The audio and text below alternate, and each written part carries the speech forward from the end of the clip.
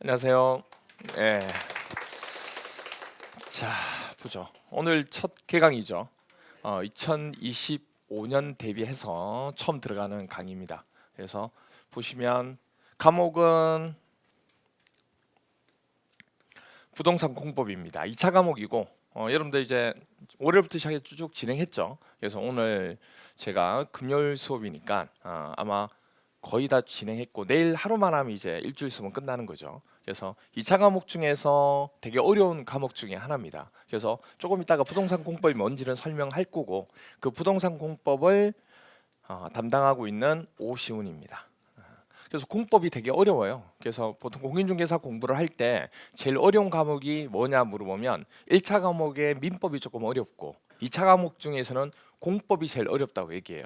그래서 얼마나 어려우면 이 공법이 원래는 공적인 목적을 가지는 법인데 이게 공포의 법이다 그런 말을 하게 돼요. 그 정도로 어렵다는 얘기예요. 그래서 그 어려운 공법을 좀 쉽게 할 수 있는 방법이 없을까? 그래서 제가 쉬운 부동산 공법이다. 그래서 이름이 오시훈이에요. 진짜로 그렇게 됩니다. 그래서 일단 여러분하고 1년 동안에 진행을 쭉 해야 되는데 이제 처음 시작입니다. 시작이 제일 중요하고 보통 이제 기초 과정이라 그러면 뭐 좀 소홀히 하기 쉬운데 부동산 공법의 기초 이론은 정말 중요합니다. 용어도 잡지만은 체계라고 그래서 공법에 있어서 어떤 틀이 있거든요. 그 틀을 잡는 게 정말 중요합니다. 그래서 총 틀 체계 자체를 15개를 기초 과정 때 하게 돼요. 그래서 이걸 하셔야 기본 이론 들어가서 1월 달부터 어떤 교재를 본다든지 수업을 할 때 개념의 이해가 돼요. 근데 그게 없이 바로 들어오게 되면 되게 당황하게 됩니다. 그래서 이 기초 과정 부분은 정말 중요한 과정 중에 하나다 이렇게 보시면 됩니다. 그래서 오늘 우리가 1주차 수업을 진행하도록 할 겁니다.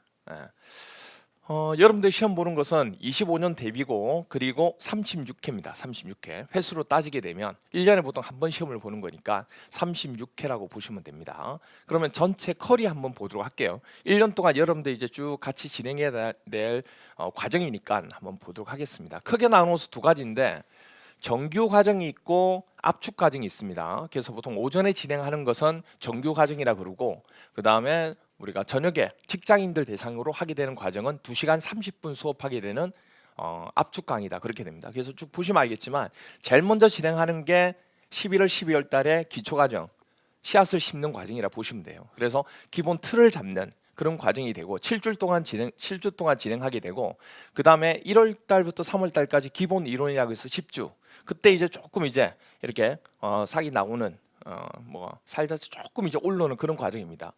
그리고 3월달, 5월달에 핵심 이론, 기본 이론을 한 번 더 정리하고 그것에 대한 단원별로 기출 문제를 푸는 시간을 가집니다. 그게 또 10주 정도. 그게 끝나면 기출 문제를 가지고 기출 변형이라고 그래서 기출 문제를 정말 제대로 공부했는지 그걸 한 번 또 변형해서 문제 풀이가 진행되는 게 여기 8주 동안. 그리고 8월 달에는 이제 이 단원별로 기출 변형 문제를 풀었는데 그걸 단원별로 한번 테스트 해보는 거예요. 그게 단원별 모의고사. 원래는 시험 보러 가기 전에 전체 시험 문제가 몇 문제냐면 40문제거든요. 그럼 40문제 전체에 대해서 뭘 하게 되냐면 일반적으로 우리가 시험을 보듯이 연습을 하는데 그러기에는 아직 전체가 완성이 안 됐다는 얘기예요. 그래서 단원별로 모의고사를 보게 됩니다. 그게 4주 동안. 보통 이 단원별 모의고사는 보통 타사에서는 별도 특강으로 해서 돈을 받고 진행하는 경우들도 꽤 많아요. 그런데 에듀윌에서는 정규 과정에 이 단원별 모의고사를 거의 다 집어넣고 진행을 하고 있습니다. 왜냐하면 중요한 과정일수록 좀 집어넣고 해서 정규 과정에서 우리가 할 수 있도록 하는 게 좋으니까요. 기출 문제도 마찬가지. 기출 문제도 보통 보면 정규 과정에 없이 빼내서 특강으로 하는 경우도 있거든요. 근데 에듀윌에서는 정규 과정에 지금 보시면 알겠지만 다 포함되어 있어요. 그리고 9월 달에 이제 마지막으로 지금까지 했던 내용 중에서 제일 중요한 100문제 100문제를 정리하는 시간이 9월 달에 하는 거. 그리고 9, 10월 달에는 동형 모의고사 그래서 4번을 보게 되는데요. 실제 시험하고 똑같이 40문제를 만들어요. 그리고 실제 시험 보듯이 OMR 카드도 제시하고 그리고 이제 시간도 주고 그리고 채점을 하고 그리고 이제 시간 자체 내에서 뭐 얼마 정도 평균이 나왔는지 그리고 뭐 난이도가 어떻게 되는지 그런 것들까지 다 하게 되는 게 동형 모의고사. 이게 동형이라 그러면 실제 시험하고 뭐다는 얘기예요. 똑같다는 얘기예요. 그런 모의고사를 보는 게 마지막 보는 내용이라 보시면 됩니다. 그럼 이게 다 끝나면 이제 뭐 전체적으로 합격을 하게 되는 그런 과정이 되는 거죠. 그래서 1년 커리가 이렇게 쭉 이루어진다고 보시면 돼요. 아마 앞에서 계속 많이 들으셨을 거예요. 자, 그런데 이제 여기서 한 가지 조금 추가를 좀 드리면 기초 인원은 기초서를 가지고 합니다. 그래서 많은 분들이 물어보는데 기초서를 구입해야 됩니까 하고 물어보는데 기초서는 없는 분들은 기초서를 당연히 있으면 좋을 거고 그 다음에 만약에 작년에 뭐 N수생이다 그럼 작년 교재가 있을 수 있죠. 그럼 굳이 작년 교재를 그대로 가져오시면 되지 새롭게 구입 안 하셔도 상관없어요. 기초 과정은 이렇게 돼요. 그런데 이제 기본 이론의 교재는 뭘로 하냐면 합격서를 가져갑니다. 합격서가 어떤 거냐면 기본서라고 해서 아마 아직 안 받으셨죠. 기본서라고 해서 이렇게 두꺼운 게 있어요. 한 800페이지. 800페이지가 있습니다. 엄청나게 두꺼워요. 그래서 뭐 들고 다니면 좀 폼도 있고 이렇게 되는데 공부하기는 쉽지 않은 교재 중에 하나예요. 예전에 여러분들 그 교과서가 있고 고등학교 다닐 때 교과서가 있고 참고서가 있었죠. 그럼 교과서하고 참고서 중에 누가 더 두꺼워요? 참고서가 두껍죠. 왜냐하면 그 교과서 부분을 상세하게 뭐죠? 더 설명해 놓은 거니까. 이렇게 생각하시면 돼요. 이 기본서라고 하는 것은 여러분들의 참고서라고 보시면 돼요. 그래서 법 조문에 관한 내용들을 다 일목요연하게 정리해 놓은 거. 그러니까 거기에는 뭐냐면 기출 내용도 있지만은 기출이 아닌 내용들까지 다 들어가 있는 거예요. 그러니까 한 800페이지가 되죠. 그렇게 했는데 그러면 이걸 가지고 공부를 하게 되면 뭐가 문제가 되냐면 할 수는 있는데 반복하기가 쉽지 않아요. 양이 뭐 해야 반복이 가능해요? 적어야지만. 그건 진짜 기본적인 개념 중에 하나예요. 왜냐하면 양이 많으면 반복하기가 힘들어요. 왜? 너무 깊이 들어가게 되면 이 반복이 쉽지 않잖아요. 그래서 이 양을 좀 줄여가지고 반복을 많이 할 수 있도록 해야지만 휘발성을 막을 수가 있거든요. 그래서 이 기본서를 한 4분의 1로 줄입니다. 그럼 한 200페이지 정도. 그래서 200페이지 정도를 만드는데 그 만든 기준이 뭐냐면 이 기본서 중에서 지금까지 15개년 동안 출제가 되었던 기출 내용들이 있죠. 그 기출 내용들만 묶어놓은 거예요. 그 교재가 바로 뭐냐면 합격서라고 하는 겁니다. 그러니까 이 교재만 봐도 충분히 뭐 할 수 있다.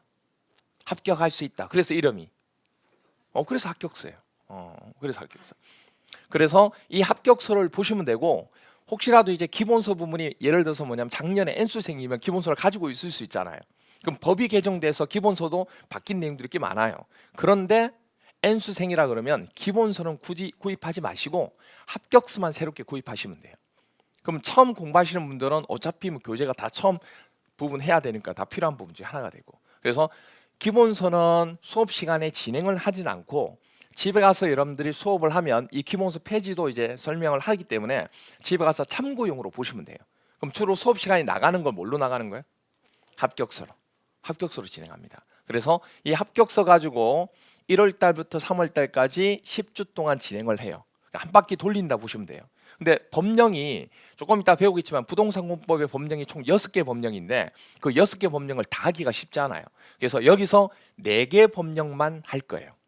주로 자주 많이 나오는 부분들 그렇게 하고 핵심 이론이라 그래서 이때 뭐냐면 기본 이론을 한 바퀴 더 돌려요. 그럼 이순환 하는 거죠. 그때 6개 법령을 다 하는데 그러면 여기서 2개 법령을 안 했죠. 그럼 여기서 2개 법령은 새롭게 하는 거고 4개의 법령은 뭐가 되는 거예요?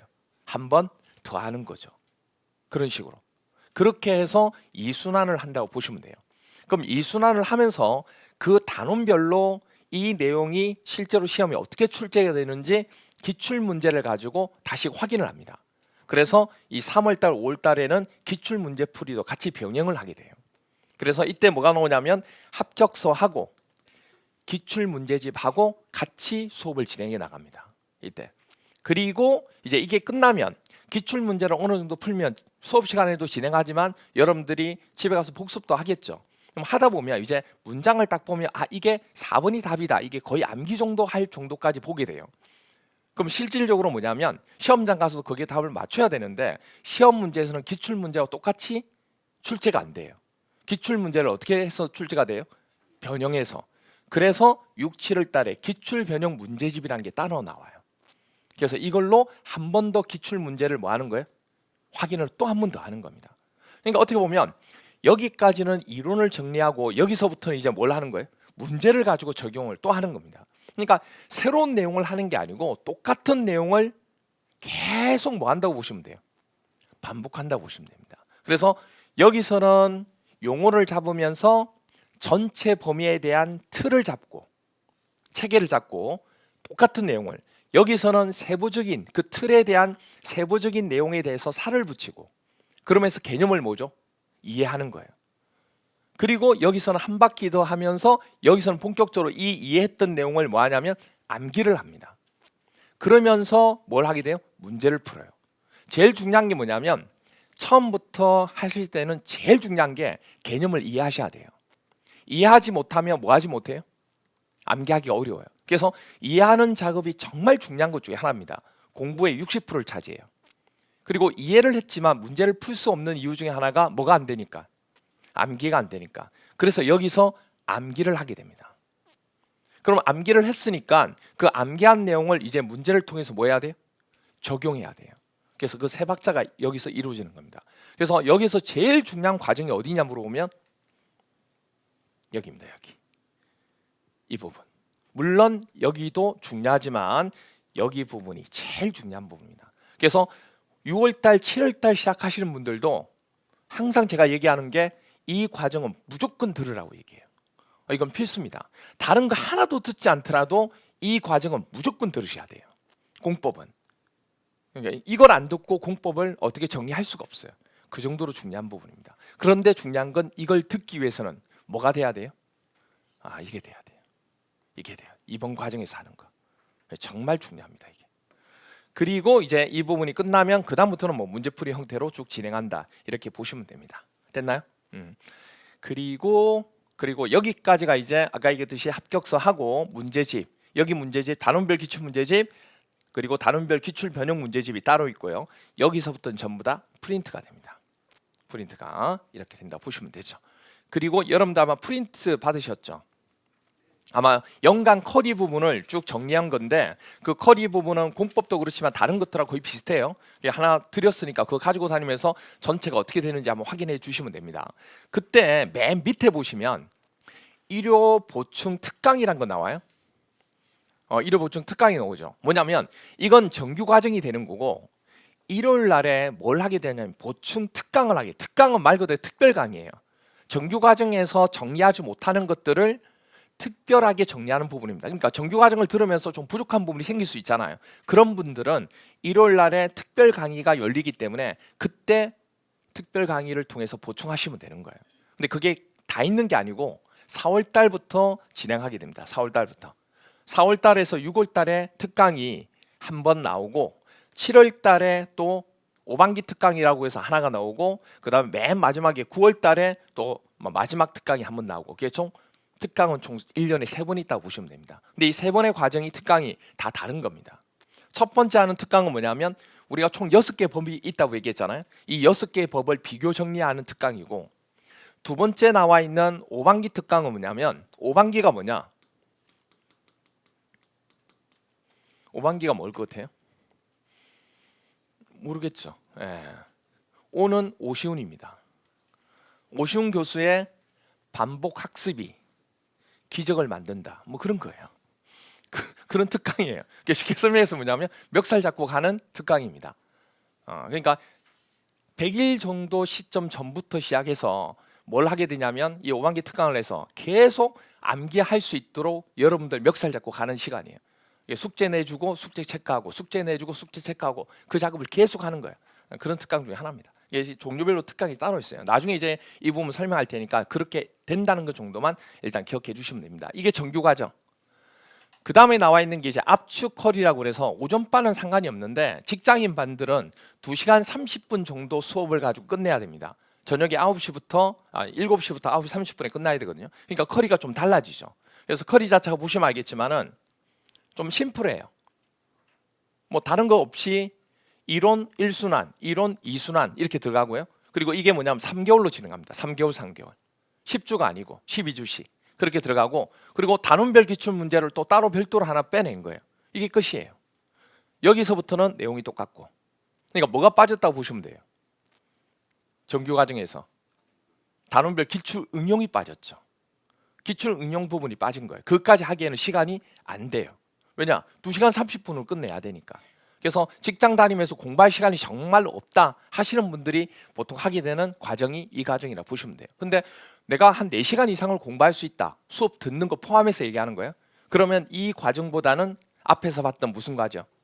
정규 과정을 하시는 게 훨씬 낫죠. 그렇게 됩니다. 자, 이렇게 해서 커리는 전체적인 과정 자체를 한번 쭉 살펴봤습니다. 그다음 이제 본격적으로 들어가서 부동산 공법이란 무엇인지 한번 설명을 좀 드리도록 하겠습니다.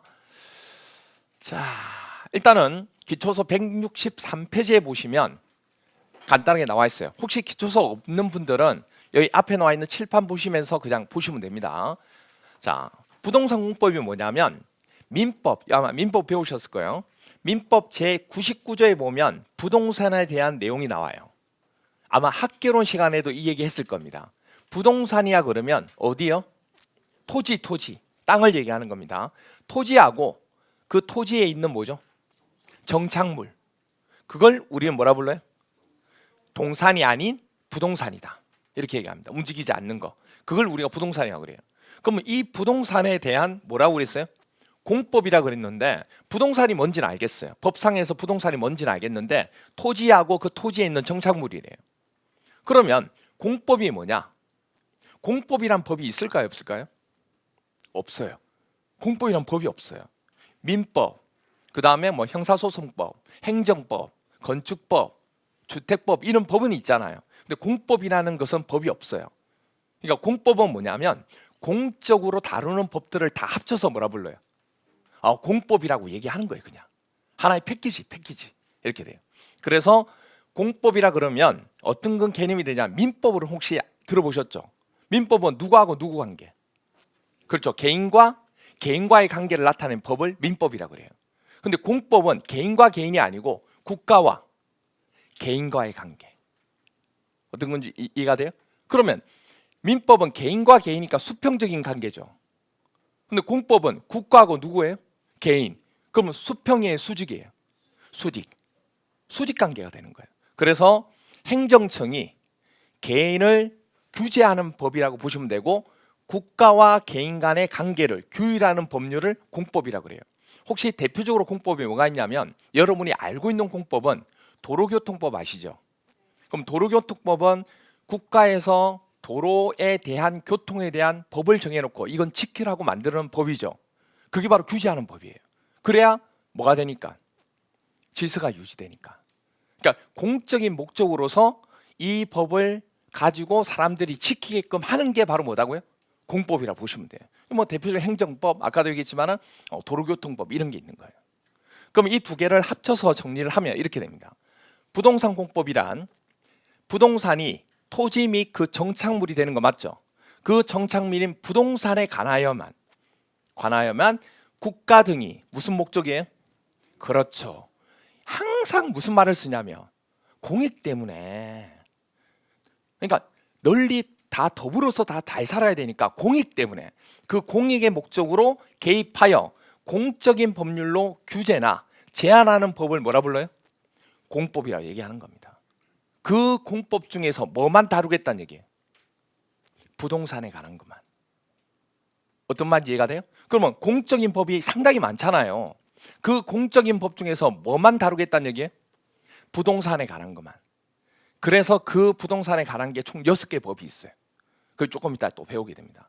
그럼 규제한다는 개념이 어떤 개념인지 지금부터 예를 들어서 한번 설명해 볼게요. 저쪽 청계 쪽에 가보면 청계 프루지오 시티라는 곳이 건물이 있습니다. 이렇게 되어 있어요. 여기 앞쪽 보면 청계천도 있고 막 그렇게 돼요. 이런 곳인데 이걸 위에서 제가 사진 한번 찍어봤는데 이걸 평면도라고 얘기합니다. 그러면 지금 여기 동이 뭐냐면 여기예요.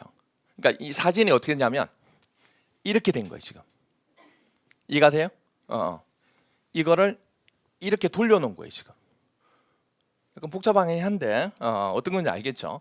그러면 여기가 A 동이고 여기가 B 동이에요. 그럼 몇 동이죠? 두 개의 동으로 구성되어 있어요. 그럼 A 동은 용도가 뭐냐면 오피스텔 들어보셨어요? 이 공법을 하게 되면 지나가다가 이제 건물이나 여러 가지 부분에 대해서 지금까지 몰랐던 사실들의 내용을 되게 많이 알게 됩니다. 그리고 용어도 되게 많이 알게 되고 조금 유식해진다 이렇게 보시면 돼요. 그리고 좀 있어 보여요. 단어 자체도 좀 고급스러우니까. 사람이 고급스러워야 된다. 하여튼 그렇게 돼요. 그래서 여기가 뭐예요? 오피스텔 A동이, B동이 뭐냐면 도시형 생활주택이에요. 자, 오피스텔 들어보셨죠? 이제 들어보지 못한 게 나옵니다. 도시형 생활주택 들어보셨어요 혹시? 들어보신 분도 있고 처음 듣는 분도 있을 거예요. 근데 이 얘기는 들어보셨을 거예요. 이 단어는 원룸 들어보셨어요? 그 원룸이 이겁니다. 도시형 생활주택 안에 뭐가 있냐면 원룸이라는 게 있어요. 근데 지금은 원룸이란 단어를 쓰지 않습니다. 뭐라고 쓰느냐? 소형주택이라고 얘기합니다. 옛날에는 우리가 원룸이란 단어를 많이 썼잖아요. 근데 원룸이란 단어를 이제는 소형주택이라는 단어로 바꿨어요. 그래서 여러분들이 원룸이 바로 소형주택이라, 갑자기 뭐냐면 원룸을 알고 있었는데 소형주택 분양을 한대요. 오씨, 소형주택이 뭐지? 나 원룸을 갖고 싶은데. 똑같은 얘기예요. 어떤 얘기인지 아시겠죠? 그러니까 원룸이 뭐로 바뀌었다는 얘기예요? 소형주택으로 이름을 바꿨다는 얘기예요. 그래서 그 소형주택이 바로 도시형 생활주택에 포함되는 거예요. 도시형 생활주택에 뭐가 있냐면 원룸인 소형주택이 있고, 그리고 다세대 들어보셨어요? 다세대. 그 다세대를 규모를 크게 해서 단지형으로 만들면 단지형 다세대 주택이 있어요. 그게 또 여기에 속해요. 연립 들어보셨나요? 연립주택 들어보셨죠? 그 연립주택을 또 규모를 크게 해서 단지형 연립주택이 나와요. 그게 또 여기에 속해요. 그러니까 그 종류 세 가지가 도시형 생활주택이라고 보시면 돼요. 그런 거구나. 어쨌든 A동, B동 두 동이 그렇게 돼 있어요. 근데 여기서 보시면 점선 혹시 보이나요? 점선 보이죠? 이 점선이 바로 뭐냐면 대지 경계선이에요. 갑자기 뭐가 나왔냐면 경계선은 알겠는데 대지가 나왔죠. 대지가 나왔죠. 우리는 땅을 뭐라고 아까 배웠어요? 토지라고 배웠죠. 토지라고 배웠는데 갑자기 무슨 단어가 나왔어요? 대지. 그럼 이게 뭐냐면 공시법 배웠나요? 공시법을 배우면 나중에 지목이란 걸 배워요. 땅에 대한 목적에 따라 이름을 붙이게 돼요. 그 중에 하나가 바로 뭐냐면 건축물을 지을 수 있는 토지가 있어요. 그건 우리가 뭐라 부르냐? 대지라고 얘기해요. 이해가 되시나요? 토지 중에서 건축물을 지을 수 있는 땅을 뭐라 부른다고요? 대지. 지목이 대가 되는 거예요. 이렇게 돼요. 땅의 목적이 이렇게 돼요. 그래서 이게 바로 뭐냐면 건축물을 지을 수 있는 땅이기 때문에 지금 뭘 지은 거예요? 건축물을 지은 거죠. 그러면 이 땅에 소유자가 있어요, 없어요? 있겠죠. 그럼 대지 소유자가 갑이라고 할까요? 갑이라는 대지 소유자가 있어요. 그럼 대지 소유자는 이 경계선 안에서는 뭘 지을 수 있어요?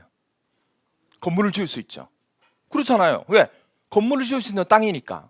그러면 내가 욕심 가지고 돈을 많이 벌려고 하면, 분양을 많이 하려고 하면 건물을 어떻게 지어야 돼요? 많이 꽉꽉 채워서 꾹꾹 밟아가지고 그리고 채워나가야 되겠죠. 이 경계선에서 조금씩 떨어진 건 이해가 돼요. 너무 붙이지 않고 떨어진 건 이해가 돼. 여유가 있어야 되니까. 근데 갑자기 이만큼이나 빈 공간을 지었다는 얘기예요. 통로 때문에 그렇구나. 아니, 통로는 이렇게 지나가면 되는 거지. 그럼 이만큼을 내리고 이만큼 느리면 되잖아요. 근데 지금 이만큼과 이만큼을 뭐 해놓은 거예요? 공간을 만들어 놓은 거예요, 이게. 그러면 대지 소유자 입장에서는 어때요? 억울하죠. 돈 아깝잖아, 이게. 평당 돈이 얼만데, 이게. 도심지에. 그렇잖아요. 그런데 왜 이렇게 했냐면 국가에서 너가 건물을 지을 때 너의 땅이지만 그 모든 사람들이 자기 땅에 빼곡하게 다 지으면 환경적으로, 그 다음에 미관상으로 얼마나 답답하겠어요. 그래서 너희들이 건물 지을 때 좀 공간을 만들어서 그 주민들이 그 건물에 거주는 안 하지만 그 지역에 있는 사람들이 휴식을 취할 수 있는 공간을 조금 만들어라.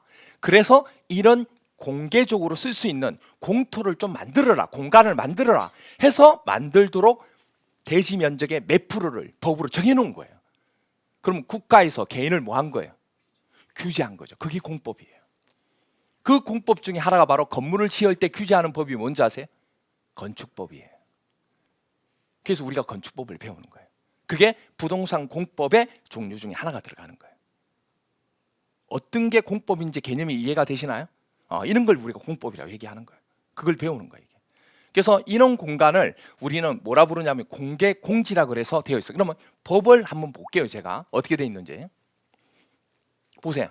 여기를 보면 지나가다 보셨겠지만 공간이 있고 여기에 보면 이렇게 앉아서 사람들이 독서도 할 수 있고 긴 의자 같은 거 이렇게 돼 있는 거 보셨나요? 그리고 모두도 돼 있어요. 조경, 환경 친화적으로 조경도 이렇게 돼 있는 거 보셨죠? 이런 거를 뭐라고 하냐면 공개 공지 등이라고 얘기해요. 자, 그래서 법에 어떻게 돼 있냐면 이렇게 돼 있어요. 건축법에 제43조 1항에 보면 시험 문제 되게 많이 나왔어요. 22회, 23회, 26회, 27, 20, 34, 35 이렇게 돼 있어요. 보세요. 다음 각 호의 어느 하나에 해당하는 지역, 그 지역이 어떻게 되냐면 이렇게 돼요. 혹시 모르겠어 지금은. 지금 여러분 보고 이걸 알아라고 하는 건 아니에요. 근데 모르겠지만 지역 중에서 무슨 지역이라는 데 있대요? 주거. 그럼 주거라고 하는 건 우리가 주택의 목적으로 이제 거주할 목적으로 쓰는 것이잖아요. 그런 것도 있고 또 상업도 있고 뭐 여러 가지가 나와요. 모르겠어요. 모르겠지만 이런 지역에다가 건물을 지을 때는 환경을 쾌적하게 조성하기 위하여 대통령이 명령을 내린 거예요. 명령을 내리는 그때 정하는 용도와 규모의 건축물은 누가요? 그 건물에 사는 사람 말고 분양을 받은 사람 말고 누가요? 일반인이 뭐 할 수 있도록 사용할 수 있도록 대통령으로 정하는 기준에 따라 소규모 뭐 할 수 있는 휴식을 취할 수 있는 뭐 긴 의자나 이런 거 이렇게 해서 또 조경도 해놔야 휴식을 취할 수 있잖아요. 그런 휴식 시설 등의 공개 공지 공터를 얘기하는 거예요. 그리고 공개 공간을 뭐 해라? 설치 뭐라고 돼 있어요? 하여야 한다. 할 수 있다가 아니에요. 하여야 한다기 때문에 무조건 건물 지으려면 이런 공간을 뭐 해야 돼요? 만들어야 허가가 나는 거예요. 이게 바로 규제하는 무슨 법이 되는 거예요? 건축법이 되는 거예요. 그래서 이런 공간을 우리는 뭐라 부른다고요? 공개 공지 등. 공개 공지하고 공개 공간을 합쳐서 공개 공지 등이라고 얘기해요. 개념은 어떤 개념인지 이해가 되시나요? 공개 공지 등이 뭔지. 그래서 아마 지나가다가 여러분들이 건물 부분에 보면 1층 부분에 이런 공간이 있는 걸 보셨을 거예요. 표지 푯말도 이렇게 있어요. 그러면 그런 곳이 바로 이런 게 바로 공개 공지 등이구나. 그렇게 인식을 해주시면 되는 거예요. 여기까지 됐나요? 그러면 이런 게 보시면 알겠지만 시험 문제가 보세요. 되게 많이 나왔죠. 문제 패턴이 보시면 연속해서 출제된 걸 좋아해요. 22회 때 나오고 23회 때 나왔죠. 그러다가 출제가 안 되다가 26회 때 나왔죠. 또 27. 패턴이 한 번 나오면 뭐죠? 한 번은 또 나오는 거예요. 보세요. 34회 때 나왔죠. 어떻게 돼요? 올해 35회 때 또 나왔죠. 그런 패턴이에요. 그럼 여러분 시험 볼 때는 안 나오는 거예요. 확정은 안 되지만 그럴 가능성이 크다는 얘기예요. 그러면 이런 부분에 관한 내용이 공개공지 등이에요. 그러면 개념은 어떤 건지는 파악하셨죠? 그럼 문제 한번 풀어볼까요? 한지 얼마 안 됐지만 기출문제 한번 풀어보자고요. 35회 때 나온 거. 올해 시험 문제 나왔던가요? 건축법령상 공개공지 등에 관한 설명으로 뭐 한 거예요? 옳은 거.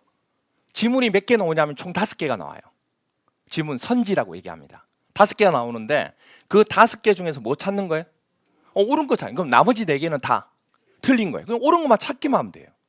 한번 찾아보세요. 1번부터 쭉 읽어보시고 여러분이 생각할 때 옳다고 생각하는 걸 답하시면 되는 거예요. 제가 뭐 크게 바라지 않아요.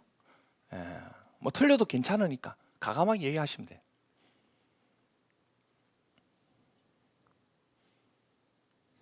몇 번 같아요?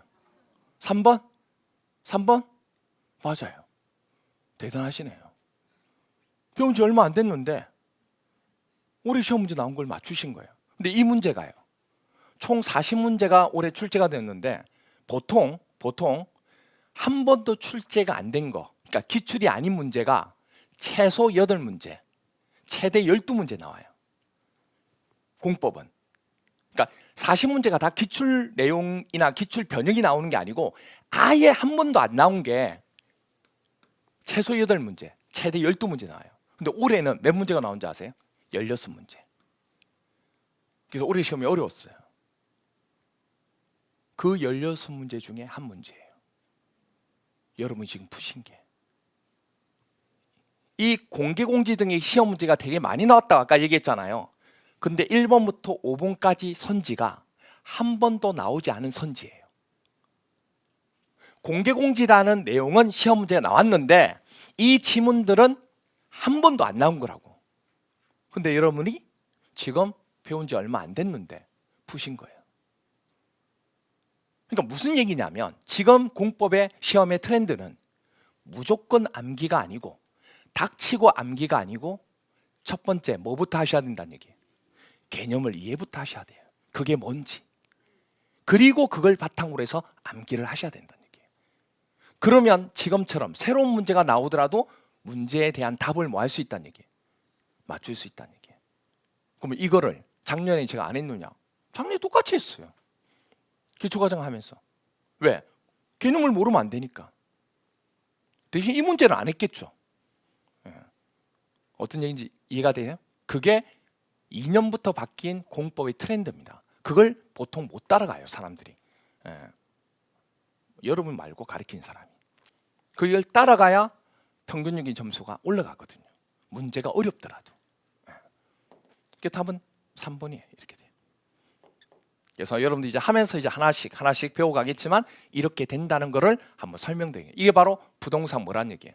공법이란 얘기예요. 공법. 그래서 우리가 부동산 공법의 시험 범위는 쭉 이제 설명을 드리는데 범위가 어떻게 되느냐? 범위가 일단은 우리나라 전체 국토 있죠.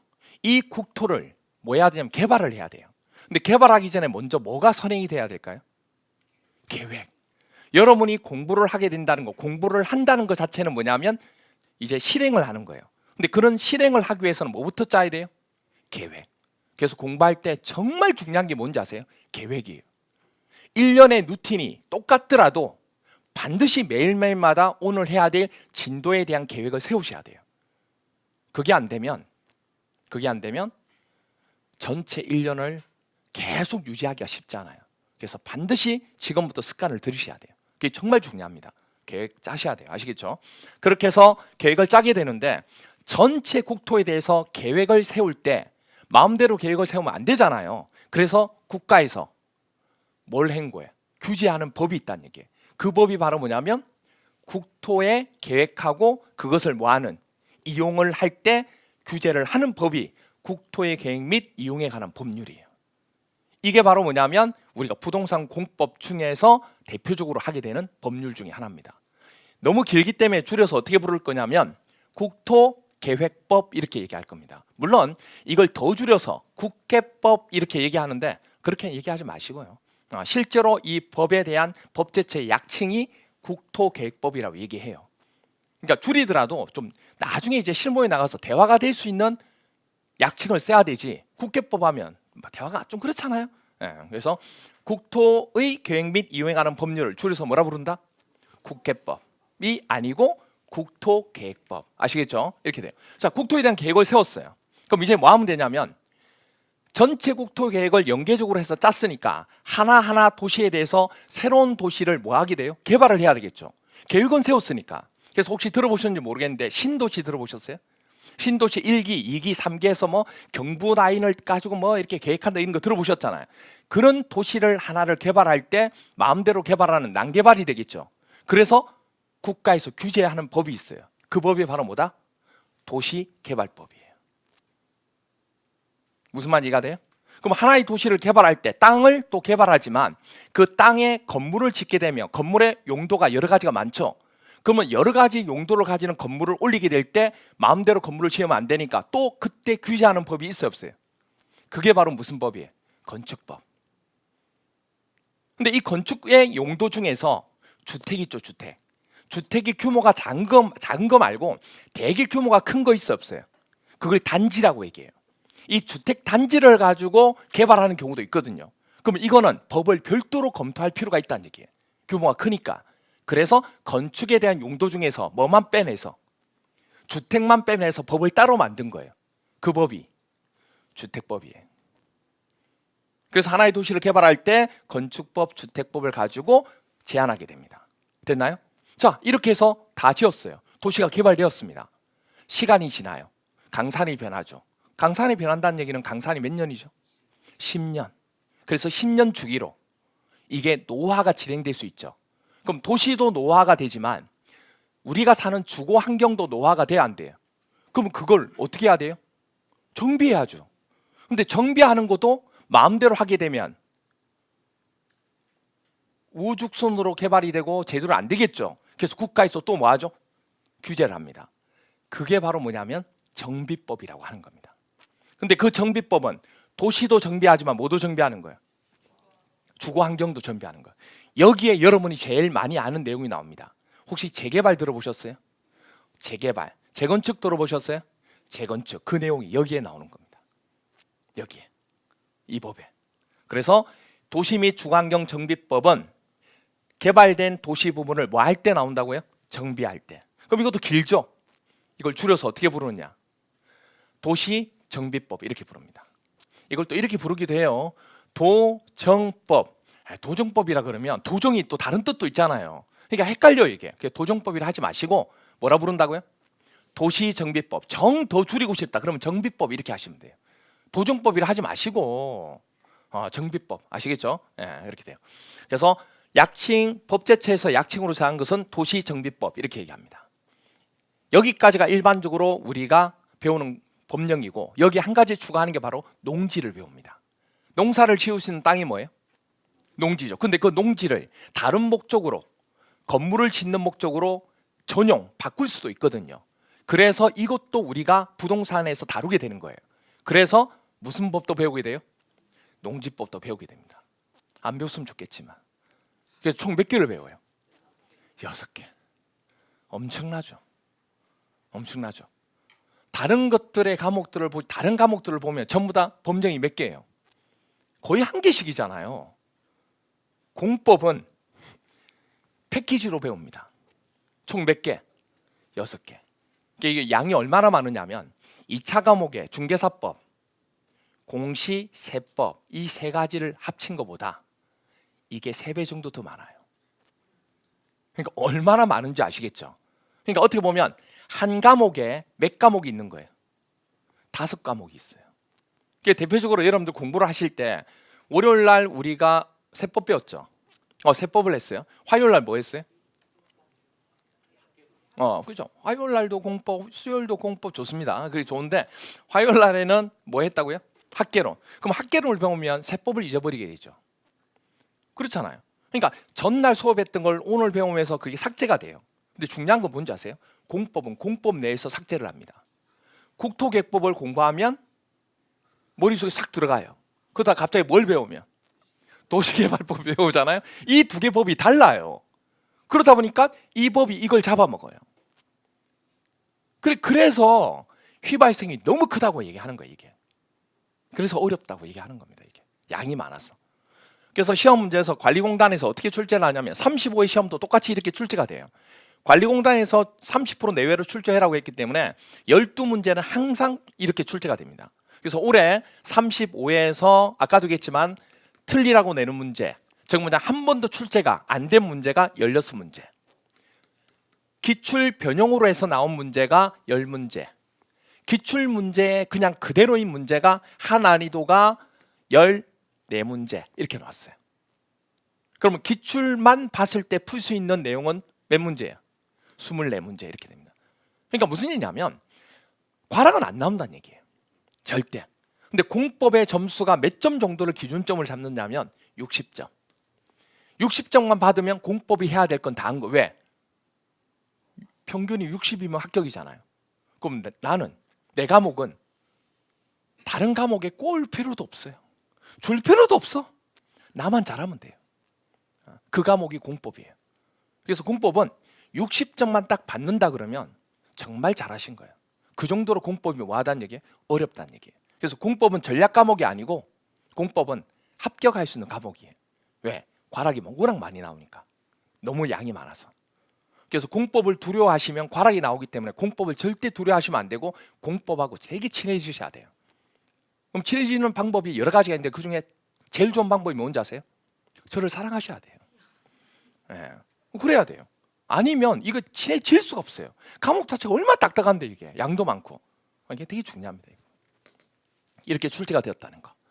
그리고 나머지는 이제 이 16문제를 그럼 어떻게 하느냐? 한 번도 출제가 안 됐는데 이걸 언제 하냐면 9월 달까지는 전부 다 기출 문제 가지고 계속 반복해요. 그래도 틀려요.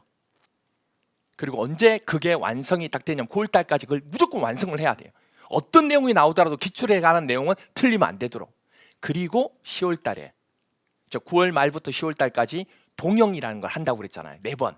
이때 동영할 때 그에 새롭게 나올 수 있는 16문제 있죠. 이 내용을 제가 찝어드립니다. 물론 확률이 높진 않아요. 네. 그런데 올해는 뭐 예전도 그랬고 대통령이 실제 틀리라고 내는 문제를 킬러 문제죠. 되게 많이 맞춰요. 올해 문제 중에 하나는 아예 번호 60번 문제, 나중에 보여지겠지만 60번 문제에 60번 문제 지문까지 똑같이 나왔어요. 틀리라고 낸 문제인데. 그러니까 동영을 할 때 어려운 내용이나 필수적으로 우리가 뭐 안 했던 부분은 그때 제가 마지막으로 정리합니다. 왜? 다 되었기 때문에 거기에 추가로 올리기만, 토핑만 올리면 되니까. 근데 이전부터 어려운 것까지 다 하려고 하면 이게 뒤죽박죽 때가 힘들어서 안 돼요. 공법을 하는 방법은 9월 전까지는 기출에 대한 내용을 100% 내가 다 하자. 어떤 응용을 하더라도 다 맞추자. 그리고 9월 기점으로 해서 뒤에는 새로운 걸 제가 올려드리면 그걸 하나씩 위에다가 올려 넣는 연습을 하자. 그러면 60 이상의 점수가 나와요. 70 몇 점, 어떤 분들은 80 몇 점까지도. 근데 그걸 안 하면 60점 정도 선에서 왔다 갔다 하시는 거죠. 그냥 그렇게 되는 겁니다. 그래서 국토계획법이 무조건 이거 12문제 나와요. 올해는 상난이도 문제가 3문제 나왔습니다. 국토계획법. 원래 국토계획법 상난이도 문제가 2문제밖에 안 나오는데 조금 난이도가 높게 나왔죠. 도시개발법, 도시 및 주관경정비법 30% 내외. 도시개발법이 6문제고 도시정비법이 6문제. 이건 항상 정해져 있습니다. 우리가 제일 좋아하는 법령이 돼야 될 게 도시개발법. 도시개발법은 난이도가 항상 낮게 나와요. 그래서 6문제는 이 중에 한 문제를 버린다 하더라도 5문제는 무조건 취하도록 해야 돼요. 이 부분은. 올해 시험도 그랬고. 그런데 이 정비법이 개정이 많고 되게 어려워요. 이게 도시정비법이. 우리가 재건축 재개발은 되게 친숙한데 내용은 되게 어려워요. 이게. 그래서 여기에 6문제를 맞추기가 쉽잖아요. 그런데 난이도가 시험이 어려워지잖아요. 여기에 문제가 난이도가 낮아요. 희한하게. 올해도 여기서 2문제 정도만 까다롭고 나머지 4문제는 그냥 평이한 문제가 나왔어요. 오히려 정비법을 포기하지 않았던 분들이 점수가 올라갔어요. 그 다음에 3개를 합쳐서 40%인데 건축법 7문제, 주택법 7문제. 제가 수업 시간에 얘기하지만 건축법, 주택법은 항상 기본적으로 반타작 이상만 하면 된다고 얘기해요. 왜냐하면 새로운 문제들이 좀 많이 나오는 추세예요. 올해도 그렇게 했고. 그 다음에 농지법은 항상 2문제. 양 자체가 그렇게 많지 않는데 범위도 그렇고 문항수도 2문제밖에 안 돼요. 그래서 보통 농지법하고 이 도시정비법 이 2개는 이거는 어려워서 힘든 거고 농지법은 양이 적어서 뭐 문제수가 적어서 좀 무시하는 편이 됩니다. 그래서 이 2개를 우리 1월달, 3월달 할 때는 4개 법령만 한다고 그랬잖아요. 이 2개를 제외하고 나머지 4개가 중요한 거니까 그걸 위주로 하고 이순환할 때 이걸 건드리게 됩니다. 이 2개는. 나머지는 이순환 하게 되고 그렇게 진행한다고 보시면 됩니다.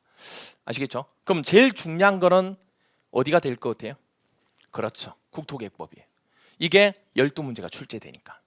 그래서 우리가 첫 시간에는 부동산 공법이 뭔지 그리고 시험이 어떻게 나오는지 그런 경향을 한번 살펴봤고 내용 자체를 한번 체크해서 봤습니다. 그러면 첫 시간에 해야 될 내용 중에서 머릿속에 넣어주셔야 될 거는 뭐냐? 머리에 넣어주실 거는 몇 개의 법령이 부동산 공법이다? 6개. 이 6개 법령을 머릿속에 넣으시면 돼요. 첫 번째 뭐라고요? 국토계획법. 풀로 얘기하면 국토의 계획 및 이용에 관한 법률.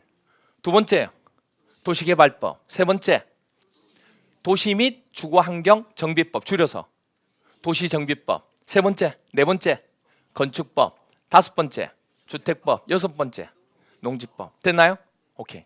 다시 정리합니다. 첫 번째 뭐라고요? 국토계획법. 두 번째 도시개발법. 세 번째,